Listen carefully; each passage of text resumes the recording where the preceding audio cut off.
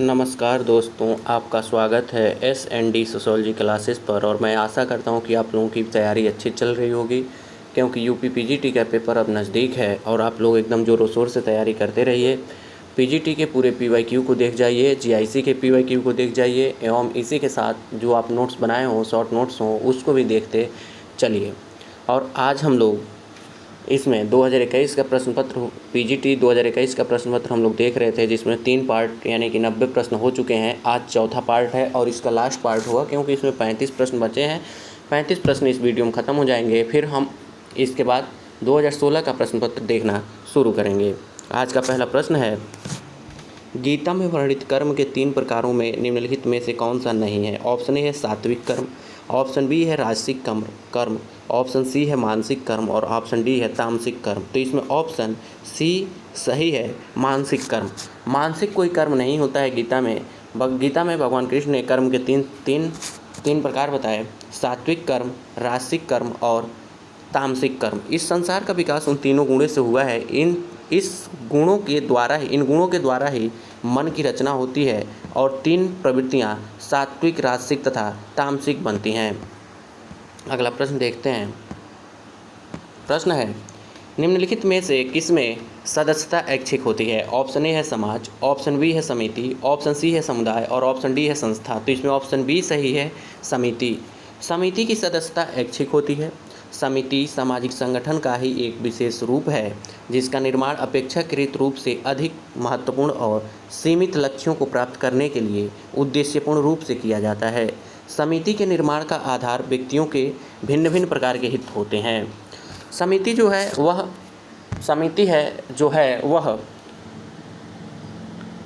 इसका नहीं समिति जो समिति होती है उसमें सदस्यता ऐच्छिक होती है। बाकी समुदाय में अनिवार्य होती है। संस्था में सदस्यता नहीं होती है, क्योंकि संस्था नियमों, कानूनों और विधि विधानों का एक गुच्छा है। इसी के साथ हम आगे बढ़ते हैं।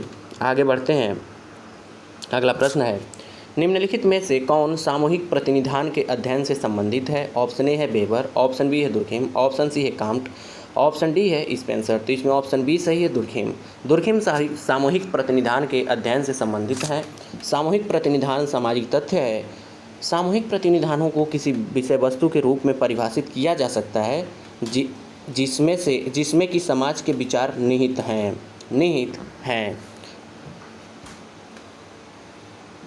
सामूहिक प्रतिनिधान सामूहिक मूल्यों एवं विश्वासों का प्रदर्शन करते हैं। पुराण कथाएं, लोकप्रिय दंत कथाएं, धार्मिक सिद्धांत, नैतिक विश्वास, कहावतें, प्रथाएं एवं परंपराएं सामूहिक प्रतिनिधानों के उदाहरण हैं। यह दुर्खेम ने सामूहिक प्रतिनिधानों की अवधारणा दी थी एवं कहा था कि जो समाज है उसका सामूहिक प्रतिनिधान का अध्ययन करना चाहिए। जो समाज है उसमें सामूहिक प्रतिनिधान पाया जाता है। इनका मतलब था जो सरल समाज है उसमें सामूहिक प्रतिनिधान सामूहिक पाए जाते हैं, सामाजिक प्रतिनिधान सामूहिक पाए जाते हैं, इनका कहना था। दुर्खेम पहले समाजशास्त्री थे जिन्होंने समाजशास्त्र में पीएचडी की उपाधि धारण की थी एवं इन्होंने धर्म में पवित्र एवं अपवित्र की अवधारणा दी थी और धर्म का प्रारंभिक स्वरूप टोटमवाद को माना। टोटमवाद का इन्होंने अध्ययन ऑस्ट्रेलिया के अरुंटा जनजाति का किया था। करने के बाद टोटमवाद की अवधारणा दी थी।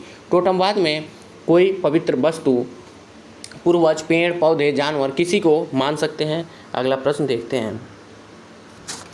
सभी सामाजिक परिवर्तन विचारों के माध्यम से घटित होते हैं, किसने कहा? ऑप्शन ए है मैकाइवर पेज, ऑप्शन बी है ग्लीन एवं ग्लीन, ऑप्शन सी है आगवर निमकाफ, ऑप्शन डी है मैरिल एवं एलरिच।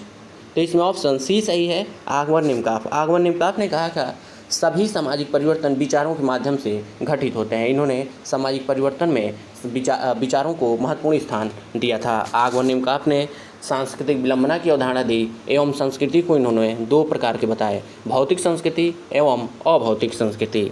आगे हम देखते हैं। जब एक हिंदू पुरुष अपने से उच्च वर्ग के स्त्री से विवाह करता है तो उसे कहते हैं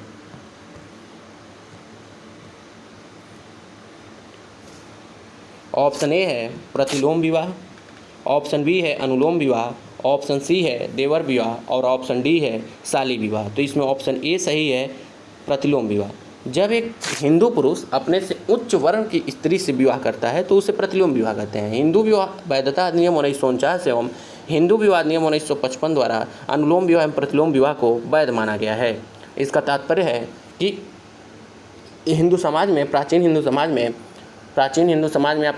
में अनुलोम विवाह हिंदुओं में मान्य रहा, प्रतिलोम विवाह हिंदुओं में मान्य नहीं रहा, उसे निम्न कोटि का विवाह माना गया था। इसी के साथ अनुलोम विवाह उसे कहते हैं जब एक हिंदू पुरुष अपने से निम्न वर्ण की स्त्री से या निम्न वर्ण जाति वर्ग किसी से अपने से नीचे क्लास में या कास्ट में जब विवाह करता है तो उसे अनुलोम विवाह कहते हैं। वही आज भी प्रचलित है। ज़्यादातर हम लोग देखते हैं कि ऐसा ही देख के विवाह किया जाता है कि उससे वह नीचे हों। तो लेकिन इसको हिंदू विवाह वैधता अधिनियम 1949 एवं हिंदू विवाह अधिनियम 1955 द्वारा अनुलोम विवाह एवं प्रतिलोम विवाह को दोनों को वैध माना गया। अब दोनों तरह के विवाह हो सकते हैं, मान्य है, कानूनन मान्य है, सामाजिक रूप से भी मान्यता कम है। आगे हम प्रश्न देखते हैं। समुदाय लघुत्तम प्रादेशिक समूह है जो सामाजिक जीवन के सभी पक्षों का आलिंगन करता है। समुदाय की उक्त परिभाषा किसने दी थी? ऑप्शन ए है डेविस, ऑप्शन बी है ग्रीन, ऑप्शन सी है लुम्बले, ऑप्शन डी है सदरलैंड। तो इसमें ऑप्शन ए सही है डेविस। डेविस के अनुसार समुदाय लघुत्तम प्रादेशिक समूह है जो सामाजिक जीवन के सभी पक्षों का आलिंगन करता है। यह डेविस का कहना था। अगला प्रश्न देखते हैं। मूल्यों के समाजशास्त्र पर लिखने वाले निम्नांकित भारतीय समाजशास्त्रियों में कौन विख्यात है? ऑप्शन ए है जी.एस. घुरिये, ऑप्शन बी है राधाकमल मुखर्जी, ऑप्शन सी है डी.पी. मुखर्जी और ऑप्शन डी है ए.के. शरण। तो इसमें ऑप्शन बी सही है, राधाकमल मुखर्जी। मूल्यों के समाजशास्त्र पर लिखने वाले भारतीय समाजशास्त्रियों में राधाकमल मुखर्जी का नाम उल्लेखनीय है। इनके मूल्य की 3 प्रमुख विशेषताएं हैं। प्रथम, मूल्य जन समूह की आधारभूत अंतःप्रेरणाओं को व्यवस्थित रूप में संतुष्ट करते हैं। दूसरा, इसमें मूल्य का रूप सामान्य होता है। इसमें व्यक्तिगत और सामाजिक दोनों प्रकार के मनोभाव और प्रतिक्रियाएं सम्मिलित होती हैं। तीसरा है, मानव समाज में विभिन्नताओं के बावजूद कुछ सार्वभौमिक मूल्य हैं। सभी धर्म इन सार्वभौमिक मूल्यों के भंडार हैं और इन पर बल देते हैं। जो राधाकमल मुखर्जी हैं, इन्होंने कहा कि जो पश्चिमी प्रत्यक्षवाद है उसकी उन्होंने घोर आलोचना की एवं कहा कि भारतीय समाज को यह धीरे धीरे जहर के समान नष्ट कर देगा। धीरे धीरे जहर की तरह इसका प्रयोग होते होते भारतीय समाज को यह नष्ट कर देगा। इसके साथ ही जो राधाकमल मुखर्जी हैं, इनके ही नेतृत्व में 1922 में लखनऊ विश्वविद्यालय में समाजशास्त्र विभाग की स्थापना हुई थी। अगला प्रश्न देखते हैं।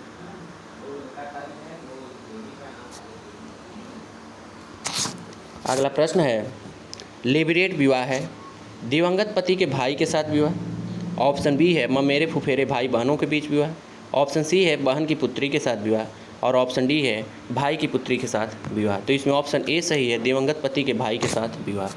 जो लेबिरेट विवाह है वह जब किसी विवाहित जोड़े में पति की मृत्यु हो जाती है तो उस औरत की शादी अगर उसके देवर से या उसके पति के बड़े भाई से कर दी जाती है तो उसे लेबिरेट विवाह कहते हैं। सोरोरेट विवाह में जब कोई विवाहित जोड़े में जब पत्नी की मृत्यु हो जाती है तो उसका पति जब उस औरत के बहन से विवाह करता है तो उसे सोरोरेट विवाह कहते हैं। लेबिरेट विवाह 2 प्रकार का होता है, जिसे देवर विवाह कहते हैं एवं ज्येष्ठाधिकार विवाह भी कहते हैं। जब बड़े भाई से विवाह हो तो ज्येष्ठाधिकार विवाह होता है और जब छोटे भाई से हो तो उसे देवर विवाह कहते हैं। आगे हम प्रश्न देखते हैं। अगला प्रश्न है, निम्नलिखित समाजशास्त्रियों में से किस समाजशास्त्री ने संरचनाकरण की अवधारणा दी है? ऑप्शन ए है एंथनी गिडेंस, ऑप्शन बी है स्ट्रॉस, ऑप्शन सी है पार्सन्स और ऑप्शन डी है सॉसरे। तो इसमें ऑप्शन ए सही है, एंथनी गिडेंस। एंथनी गिडेंस स्ट्रक्चरेशन की अवधारणा एंथनी गिडेंस ने अपनी पुस्तक समाज का गठन 1984 में प्रतिपादित किया। ऑर्गेनाइजेशन ऑफ सोसाइटी में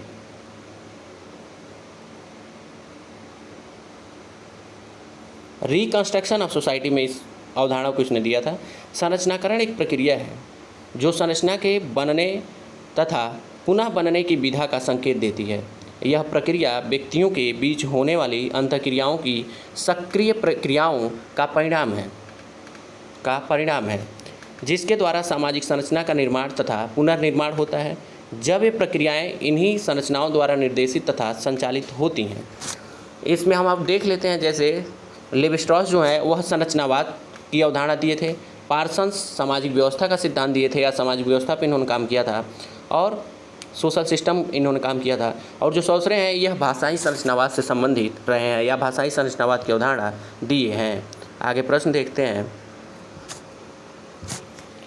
किस संविधान संशोधन के द्वारा पंचायती राज संस्थाओं के महिलाओं के लिए 1/3 आरक्षण प्रदान किया गया? ऑप्शन ए है 17वां संशोधन, ऑप्शन बी है 71वां संशोधन, ऑप्शन सी है 72वां संशोधन और ऑप्शन डी है 73वां संशोधन। तो इसमें ऑप्शन डी सही है, 73वां संशोधन। 73वां संविधान संशोधन के द्वारा पंचायती राज संस्थाओं में महिलाओं के लिए 1/3 आरक्षण प्रदान किया गया। भारतीय संविधान का अनुच्छेद 40 पंचायती राज का उल्लेख किया गया है एवं इसे सबसे पहले राजस्थान के नागौर जिले से शुरू किया गया था 1958 में और 2 अक्टूबर 1958 को यह शुरू हुआ था। एवं इसको शुरू करने का श्रेय प्रथम भारतीय प्रधानमंत्री पंडित जवाहरलाल नेहरू को जाता है। इसी के साथ जो त्रिस्तरीय पंचायती राज व्यवस्था है इसका प्रस्ताव बलवंत राय मेहता समिति द्वारा दी गई थी। एवं एक प्रश्न और बनता है कि द्विस्तरीय पंचायती राज व्यवस्था की प्रस्तावना या का सुझाव किसने दिया था? तो अशोक मेहता समिति द्वारा दी गई थी। आगे हम प्रश्न देखते हैं,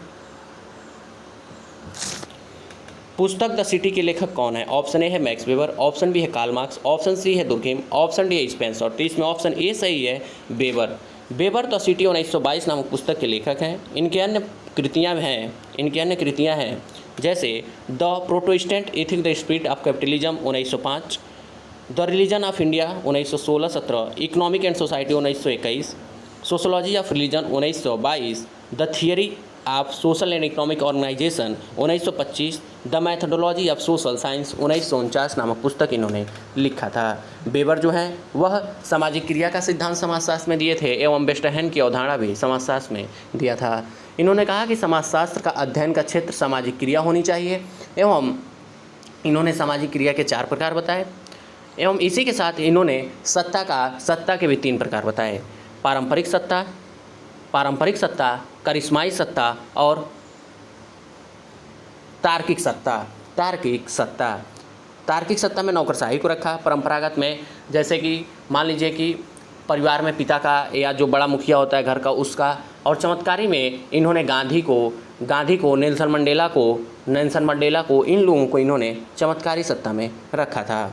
अगला हम प्रश्न देखते हैं, एक वयस्क अपराधी और एक बाल अपराधी में भेद करने का आधार क्या है? ऑप्शन ए है बड़ा अपराध, ऑप्शन बी है दुराचरण, ऑप्शन सी है आयु, ऑप्शन डी है गिरफ्तारी करवाना, परवाना नहीं होगा, गलत करवाना हो गया है। तो इसमें ऑप्शन सी सही है, आयु। एक वयस्क अपराधी और बाल अपराधी में भेद का आधार आयु है। भारत में बाल अपराधियों की अधिकतम आयु बालकों के लिए 16 वर्ष और बालिकाओं के लिए 18 वर्ष निर्धारित की गई है। आगे हम प्रश्न देखते हैं, भूदान और ग्रामदान आंदोलन किसने चलाए? ऑप्शन ए है विनोबा भावे, ऑप्शन बी है जयप्रकाश नारायण, ऑप्शन सी है महात्मा गांधी, ऑप्शन डी है आचार्य नरेंद्र देव। तो इसमें ऑप्शन ए सही है, आचार्य विनोबा भावे। भूदान एवं ग्रामदान आंदोलन विनोबा भावे ने चलाए। यह आंदोलन उन्होंने 1951 में तब आरंभ किया जब वे हैदराबाद राज्य के तेलंगाना प्रदेश में व्याप्त रक्तपात को दूर करने के लिए दौरा कर रहे थे। इसका तात्पर्य है कि जो एक तेलंगाना राज्य है वहाँ एक नालकोंडा जगह था, वहाँ पर ज़मीन को लेकर दो समुदायों में संघर्ष होने लगा, खूनी संघर्ष हुआ। तो उसको इन्होंने देखते हुए कहा कि इन्होंने जो बड़े भूस्वामी थे उन लोगों से कहा कि आप लोग ज़मीनों को दान कीजिए, जो गरीबों में बांटकर कम से कम कुछ तो ज़मीनी समानता लाई जाए। अगला हम प्रश्न देखते हैं। प्रश्न है, निम्नलिखित में कौन प्राथमिक संबंधी नहीं है? ऑप्शन ए है माता, ऑप्शन बी है पिता, ऑप्शन सी है चाचा, ऑप्शन डी है भाई। तो इसमें ऑप्शन सी सही है, चाचा। चाचा प्राथमिक संबंधी नहीं है, क्योंकि प्राथमिक संबंधी वे हैं जिनसे हमारा सीधा संबंध है। एक परिवार में 8 प्रकार के प्राथमिक संबंधी होते हैं, जिनमें 7 रक्त से और 1 विवाह से संबंधित होता है। जैसे जो माँ होगी वह रक्त से, जो पत्नी होगी वह विवाह से संबंधित होगी, बाकी जो 7 होंगे वह रक्त से होंगे। जैसे मान लीजिए एक फैमिली है, पति पत्नी है, वह विवाह संबंध हो गए तो 1 हो गया। अब उस व्यक्ति के, जो व्यक्ति है उसका पिता, भाई, माँ, बेटा बेटी, 5 ये हो गए। 2 और होते हैं उसमें,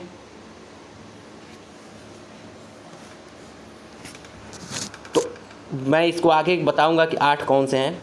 ऐसे ये नहीं पूछा जाता, बस ये पूछा जाता है कि जो प्राथमिक संबंधी 8 प्रकार के मर्डॉक ने दिया था, जीपी मर्डॉक ने नातेदारी के 3 प्रकार बताए। तो प्राथमिक संबंधी, जिसमें प्राथमिक संबंधी में 8, द्वितीयक संबंधी में 33 और तृतीयक संबंधियों में उसने 151 को बताया था। प्राथमिक संबंधी जो प्रत्यक्ष संबंध रखते हैं, सीधा संबंध हमसे रखते हैं। दूसरा द्वितीयक संबंधी होता है प्राथमिक के प्राथमिक हमारे द्वितीयक हुए, और तृतीयक वो होते हैं हमारे प्राथमिक के हमारे द्वितीयक के प्राथमिक, हमारे द्वितीयक के जो प्राथमिक संबंधी होंगे वह हमारे तृतीयक नातेदार होंगे। यह जीपी मर्डॉक ने बताया था। आगे हम प्रश्न देखते हैं। मिलान का प्रश्न है, फर्स्ट प्रिंसिपल पुस्तक किसने लिखी थी? तो वह था स्पेंसर का, वह पुस्तक थी स्पेंसर की।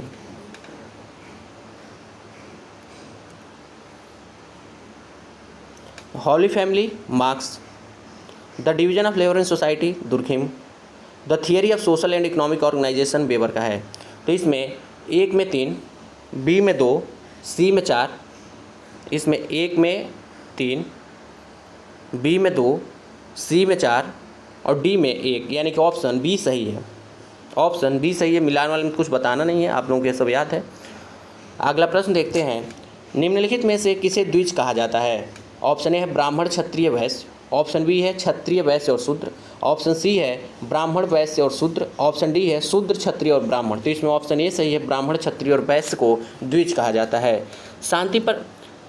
शांति पर्व में अपने शिष्य भारद्वाज को संबोधित करते हुए महर्षि भृगु ने कहा था, एक भृगु नाम के ऋषि हुए थे भारत में। भृगु ने कहा कि प्रारंभ में केवल एक ही वर्ग ब्राह्मण था, यही वर्ण बाद में ब्राह्मण, क्षत्रिय और वैश्य, शूद्र के रूप में विभक्त हो गया।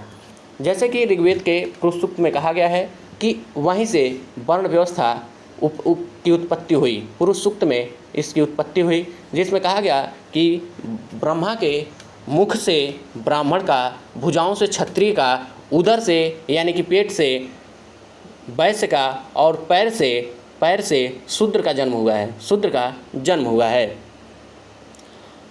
जो ब्राह्मण होता है वह पठन पाठन का काम में देखता था या धार्मिक कर्मकांड करवाता था उस समय के हिसाब से।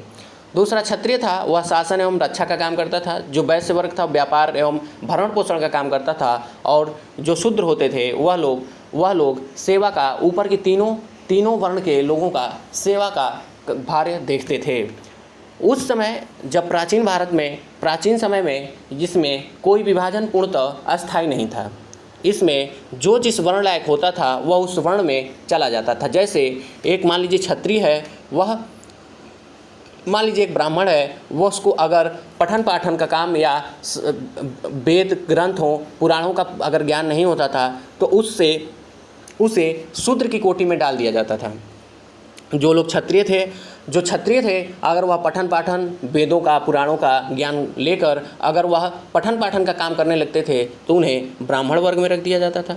जो व्यापारी वर्ग था अगर रक्षा का काम या सेनापति में किसी के सेना में सेनापति बन गया, सैनिक बन गया, तो उसे क्षत्रिय में रख दिया जाता था।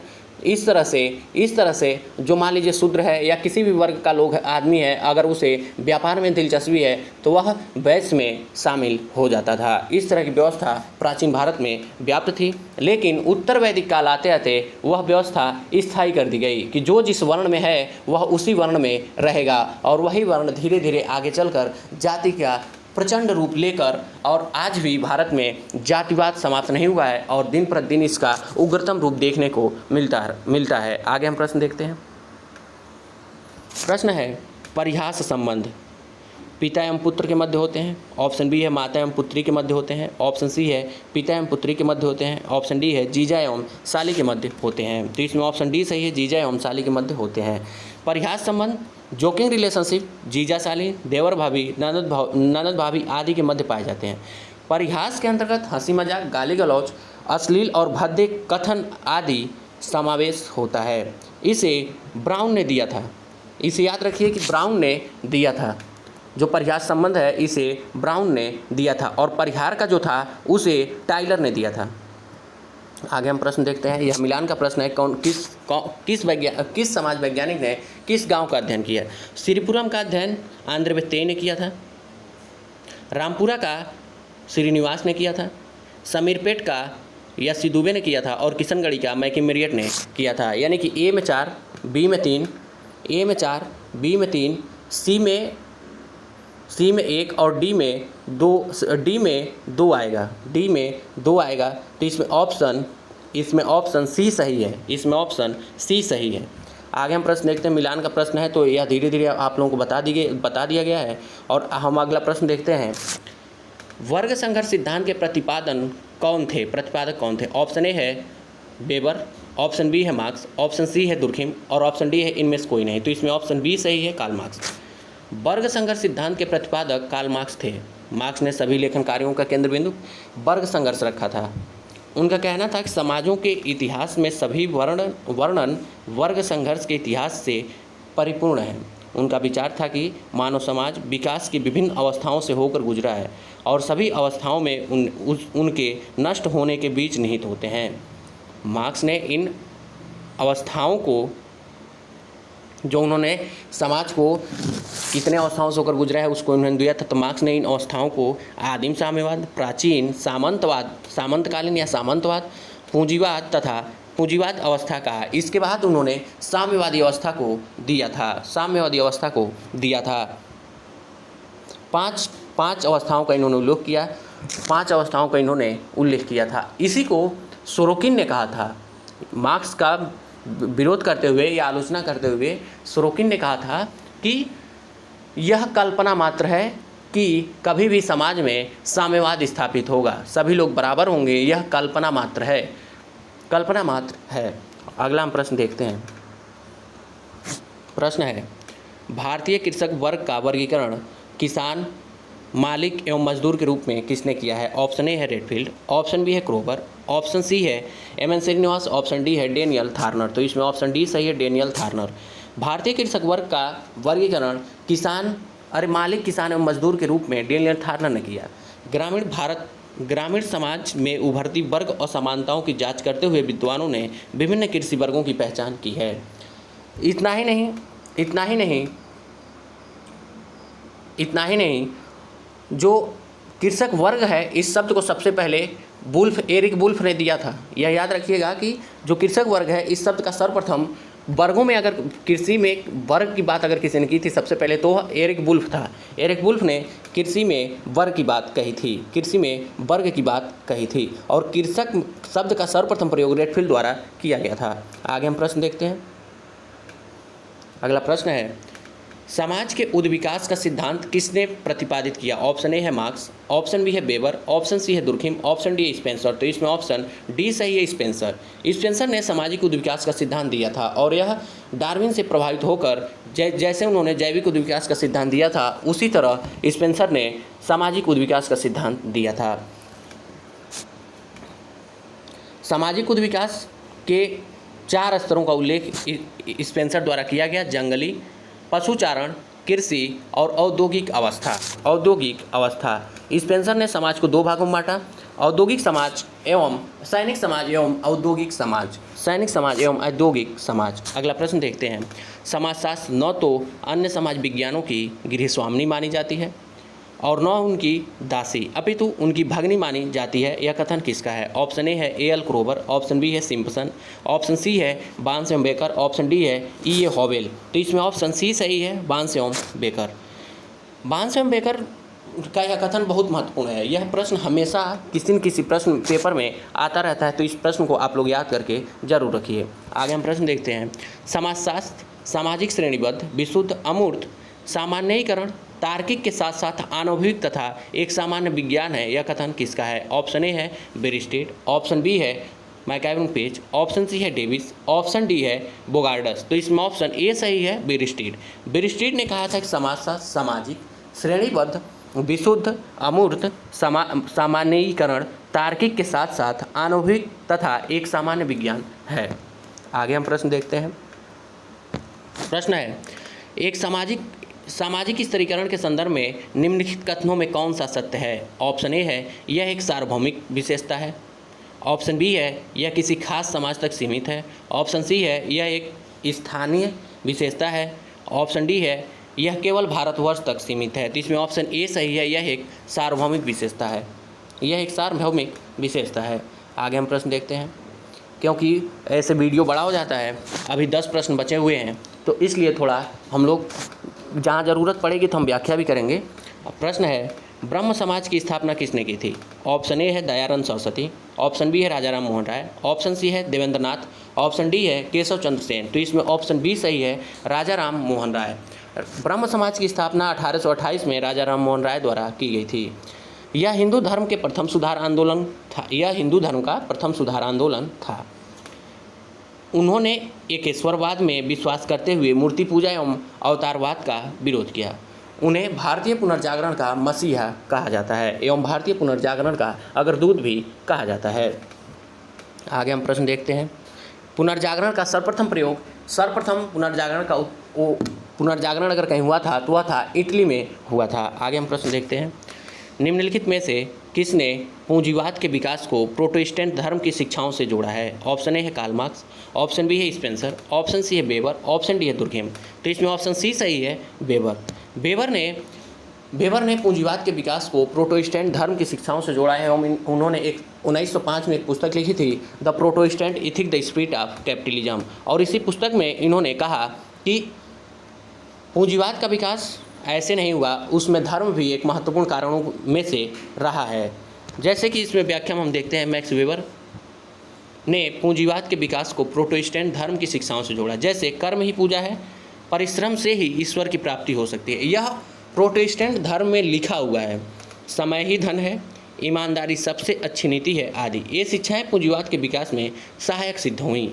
अपने ऐतिहासिक प्रमाणों के आधार पर वेबर ने यह दर्शाया कि पूंजीवाद का सर्वोत्तम विकास इंग्लैंड, अमेरिका, हॉलैंड आदि उन देशों में हुआ जहां के लोग प्रोटेस्टेंट धर्म के अनुयायी थे, जबकि इटली, स्पेन आदि देशों के लोग कैथोलिक धर्म के अनुयायी होने के कारण पूंजीवाद को अधिक विकसित नहीं कर पाए।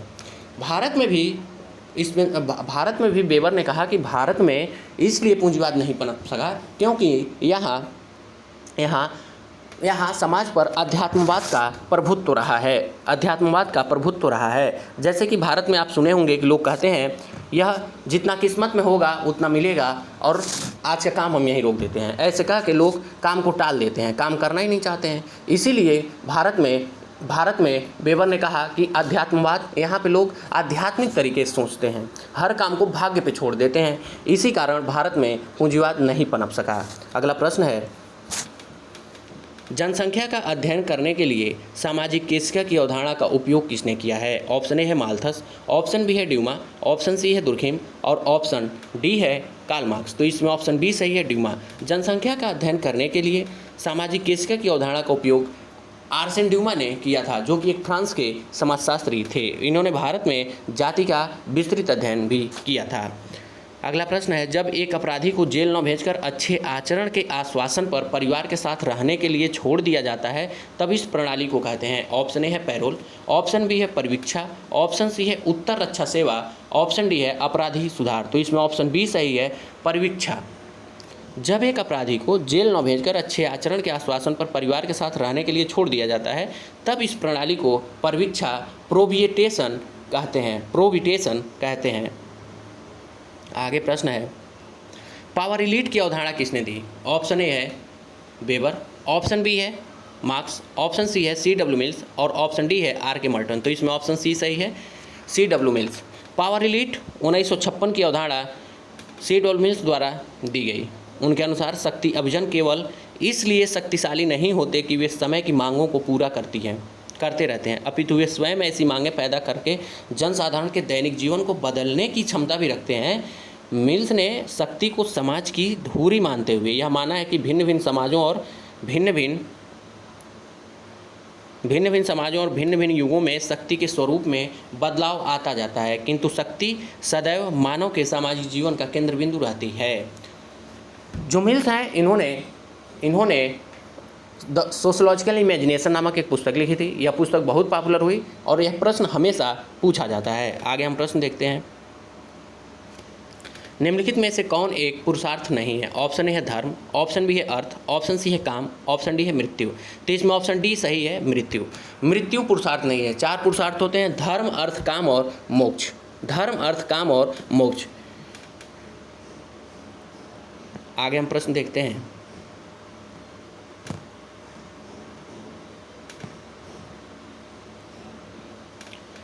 कांट के मानव विकास के त्रिस्तरीय नियम के अनुसार निम्नलिखित में से सही अनुक्रम कौन सा है? ऐसे अनुक्रम भी लगाने के लिए पूछ लेता है। ऑप्शन ए है प्रत्यक्षवादी, धार्मिक, तात्विक। ऑप्शन बी है धार्मिक, प्रत्यक्षवादी, तार्किक। ऑप्शन सी है तार्किक, धार्मिक, प्रत्यक्षवादी। ऑप्शन डी है धार्मिक, तात्विक और प्रत्यक्षवादी। तो इसमें ऑप्शन डी सही है, धार्मिक, तात्विक और प्रत्यक्षवादी। यह 3 सामाजिक विकास के या मानव विकास के त्रिस्तरीय नियम कहते हैं, या इसे प्रगति का नियम भी कहते हैं। इसको इन्होंने पॉजिटिव फिलॉसफी नामक पुस्तक में दिया था एवं यह पुस्तक 6 खंडों में प्रकाशित हुई थी 1830 से 42 तक। 1830 से 42 तक। और इसी पुस्तक में इन्होंने समाजशास्त्र शब्द का भी सर्वप्रथम प्रयोग किया था। इसीलिए अगस्त कांट को समाजशास्त्र का पिता या समाजशास्त्र का जनक कहा जाता है। जैसे इसमें तीनों के बारे में हम कुछ पढ़ लेते हैं। प्रथम, धर्मशास्त्रीय स्तर पर प्रत्येक घटना की व्याख्या अलौकिक या अधिदैविक के आधार पर की जाती है।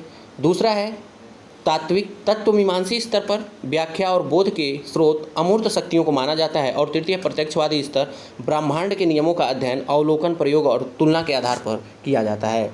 यह कांट ने कहा था। अगला प्रश्न है, निम्नलिखित में से कौन सा एक क्षेत्र दुर्खिम द्वारा दी गई समाजशास्त्र की विषय वस्तु में सम्मिलित नहीं है? ऑप्शन ए है सामाजिक स्वरूप शास्त्र, ऑप्शन बी है सामाजिक शरीर शास्त्र, ऑप्शन सी है सामाजिक विरासत और ऑप्शन डी है सामान्य समाजशास्त्र। तो इसमें ऑप्शन सी सही है, सामाजिक विरासत। यह दुर्खिम द्वारा नहीं दी गई थी।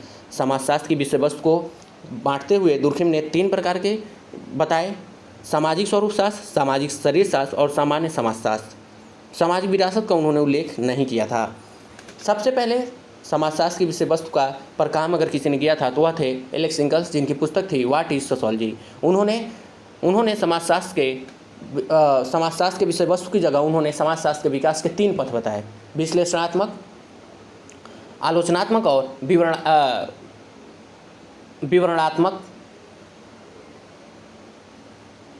3 पथ बताए। आगे हम प्रश्न देखते हैं। निम्नलिखित में सामाजिक नियंत्रण का औपचारिक अभिकरण कौन है? ऑप्शन है जनरीतियाँ, ऑप्शन बी है परंपराएं, ऑप्शन सी है राज्य, ऑप्शन डी है सामाजिक भय। तो इसमें ऑप्शन सी सही है, राज्य। राज्य सामाजिक नियंत्रण का प्रभावशाली औपचारिक अभिकरण है। पुलिस, न्यायालय, जेल एवं कानून के द्वारा वह अपने भू क्षेत्र में सामाजिक नियंत्रण बनाए रखता है, समाज विरोधी तत्वों एवं अपराधियों पर अंकुश रखता है, उन्हें दंड देता है। लेकिन जनरीतियाँ, परंपराएं, सामाजिक भय यह सामाजिक नियंत्रण के अनौपचारिक अभिकरण कहे जा सकते हैं। आगे हम प्रश्न देखते हैं। प्रश्न है, निम्नलिखित में से कौन सहगामी प्रक्रिया नहीं है? ऑप्शन ए है सहयोग, ऑप्शन बी है प्रतिकूलता, ऑप्शन सी है सात्मीकरण, ऑप्शन डी है समायोजन। तो इसमें ऑप्शन बी सही है, प्रतिकूलता। प्रतिकूलता सहगामी प्रक्रिया नहीं है, यह संघर्ष का एक रूप है। इससे घृणा, असहमति तथा विमुखता का भाव प्रकट होता है। यह असहगामी या पृथककारी सामाजिक प्रक्रिया है। इससे सामाजिक विघटन बढ़ता है। इसके विपरीत सहयोग, समायोजन एवं सात्मीकरण सहगामी प्रक्रिया है। हम इसके आगे और आज का लास्ट प्रश्न और 2021 का यह लास्ट प्रश्न है और इसी के साथ 2021 का पेपर हम लोग PYQ प्रीवियस ईयर प्रश्न हम देख के ख़त्म कर दिए। 125वां प्रश्न है, यांत्रिक एवं सावयवी एकता के आधार पर सरल और औद्योगिक समाज में अंतर किसने किया? ऑप्शन ए है पार्सन्स, ऑप्शन बी है मेलिनोस्की, ऑप्शन सी है स्पेंसर, ऑप्शन डी है दुर्खिम। तो इसमें ऑप्शन डी सही है, दुर्खिम। यांत्रिक एवं सावयवी एकता के आधार पर सरल एवं औद्योगिक समाज में अंतर दुर्खिम ने किया। उन्होंने आदिम समाजों में पाई जाने वाली सामाजिक व्यवस्था को यांत्रिक एकता और आधुनिक औद्योगिक समाजों की सामाजिक व्यवस्था को सावयवी एकता का नाम दिया। यांत्रिक एकता वाले समाजों में कानून का चरित्र दमनात्मक होता है, जबकि सावयवी एकता वाले समाजों में कानून का स्वरूप क्षतिपूरक होता है। इनके कहने का मतलब था कि जो समाज में एकता के आधार पर समाज को दो भागों में बांटा, यांत्रिक एकता एवं सावयवी एकता। यांत्रिक एकता सरल समाजों की देन है, सावयवी एकता जो है वह आधुनिक समाजों की देन है। ऐसे ही जब सरल समाज या यांत्रिक एकता जहाँ पे है वहाँ पर दमनात्मक कानून पाए जाते हैं।